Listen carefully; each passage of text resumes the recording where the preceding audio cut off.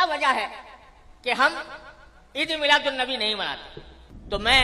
اس کی وضاحت کرنا چاہتا ہوں کہ اس میں کوئی شک و شبہ نہیں ہے کہ اس کائنات کی تاریخ میں سب سے بڑا عظیم دن وہ تھا جس میں اللہ تبارک و تعالی نے اس کائنات کی ہدایت کے لیے جناب محمد رسول اللہ صلی اللہ علیہ وسلم کو مبعوث فرمایا۔ لیکن آپ ہی کی تعلیمات اور آپ ہی کی سنت اور آپ کے جانثار صحابہ کرام کی سنت یہ ہے کہ انہوں نے کبھی نبی کریم سرور عالم صلی اللہ علیہ وسلم کا دن نہیں منایا۔ جب بھی نبی پاک علیہ الصلوۃ والسلام کے میلاد شریف کی بات آتی ہے تو بہت سارے لوگوں کو بدعت بہت زیادہ ذہن میں اترتی ہے اور اس کی تفصیل بڑے اچھل کا بیان کرتے ہیں، اور بعض اوقات تو یہ بولنے والے ان کو مفتی اعظم بھی کہا جاتا ہے۔ بہرحال نبی پاک علیہ الصلوۃ والسلام کے میلاد کو یہ کہہ کر رد کرنے کی کوشش کرنا کہ جی یہ بدعت ہے، اس کے باقی یہ مطلب ٹھیک نہیں۔ حضور کا میلاد ثابت ہے، اس کے باقی دلائل تو اپنی جگہ بجا، لیکن بالخصوص وہ کہ جن کو بعضوں کو مفتی اعظم کہا جاتا ہے یا مفتی اصغر کہا جاتا ہے، بہرحال ایک طبقہ ایسا ہے جو اس بات کا رد کرتا ہے اور دلیل یہ دیتا ہے کہ جی یہ بدعت ہے، حضور کے زمانے میں صحابہ کے زمانے میں نہ تھا۔ حالانکہ وہ فقہ حنفی کے مفتی اعظم ہیں، یعنی فقہ حنفی کو ماننے والے ہیں، اور وہی پڑھا کے لوگ انہیں مفتی اعظم کہتے ہیں۔ میرے سامنے فقہ حنفی کی معتبر ترین کتاب، چونکہ جو فقہ حنفی کو مانتے ہیں ظاہر سی بات ہے انہیں یہ بات زیادہ سمجھ آئے گی، اور ہے بھی بالخصوص ان کے لیے فقہ حنفی کی مشہور و معروف کتاب جس کو فتاوی شامی کہا جاتا ہے۔ علامہ ابن عابدین علیہ رحمہ آپ کا یہ حاشیہ ہے در مختار پر، رد المختار جس کو فتاوی شامی کہا جاتا ہے، اس میں جو در مختار ہے اس میں بھی اور پھر نیچے حاشیے میں بھی جو فتاوی شامی ہے، یہاں پر بھی اس کی جو تفصیل ہے وہ پوری کی پوری موجود ہے کہ نبی پاک علیہ الصلوۃ والسلام پر جب نماز میں درود پاک پڑھنے کی بات آتی ہے تو التحیات پڑھی جاتی ہے، اور التحیات پڑھنے کے بعد پھر درود ابراہیمی پڑھا جاتا ہے۔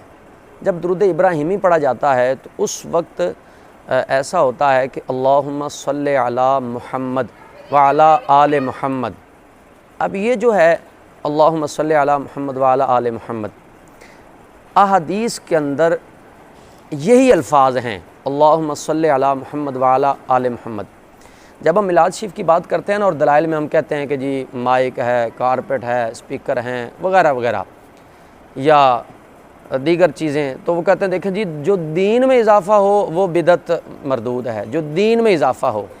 یعنی یہ بات کہ جی دین میں اضافہ، حالانکہ یہ تشریح اپنی طرف سے کرتے ہیں،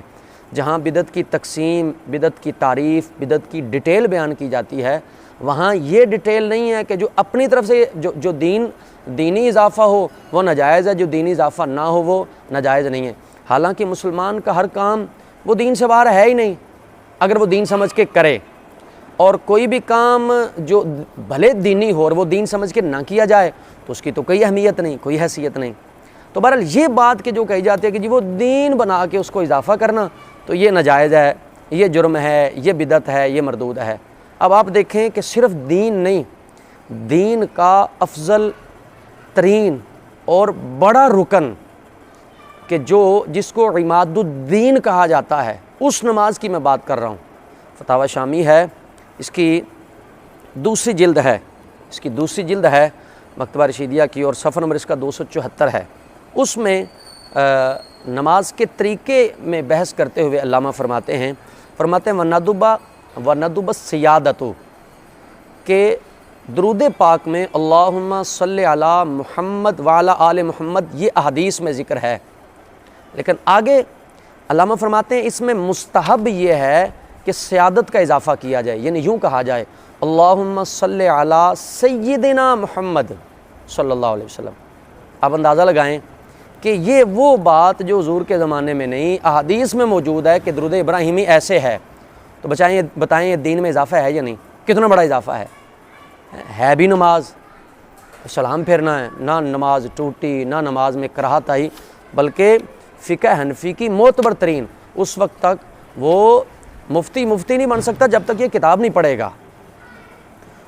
ہاں اس کو کہیں گے کہ اس کا سطحی علم ہے، آپ کسی مفتی جو فقہ حنفی کا جاننے پڑھنے والا ہو اس کے سامنے کہنا بھی فتاوی شامی اور اس کو پتہ نہ ہو، وہ جانتا نہ ہو فتاوی شامی کو، تو سمجھ لیں کہ وہ پڑھیا نہیں، بس کلہ کردہ ہی رہا کدھر۔ تو بہرحال ویسے تو شاہ ولی اللہ محدث دہلوی نے فیوض الحرمین میں لکھا ہے کہ مکہ شریف میں حضور کے میلاد کا جلسہ ہو رہا تھا تو انوار اٹھتے دکھائی دیے، تو پتہ چلا کہ یہ حضور کی